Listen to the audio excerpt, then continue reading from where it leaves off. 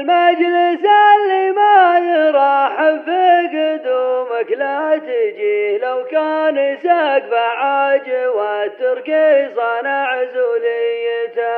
المجلس اللي ما يراحب في قدومك لا تجيه، لو كان سقف عاج والتركي صنع زوليته. حتى شلو راعيه يملك بالريال وبالجنيه، ما تملكه بعض الدول ملكه وميزانيته.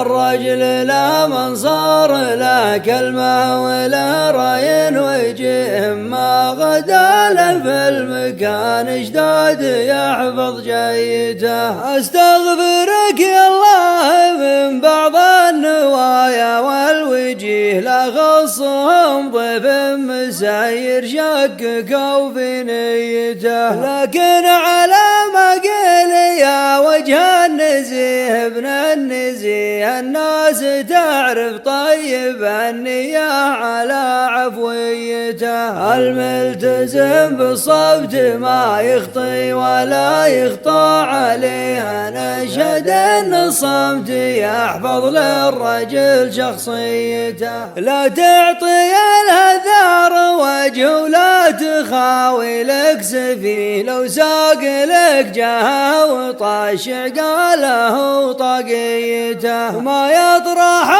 الرجال في عيني عسى الله يهديه، غير الكبر لو يفرق بطيبه وفي شكليته. ولا يزيد الرجل بعيون الرجال وتشتري، غير الكرم لو تنقد العالم على عقليته. الله ولا من يجذب العرقوب لو ما قال في هذاك، لا تلعب على وزنه ولا قفيته. ما هو بشرط عباد رب ترتضي، ما ترتضي من تبولي الله على آدم ولا ذريته. لا تنشغل بالناس يا ابن الناس فيما هي تبي، كل له اسلوبه ولا طبعه ولا حريته.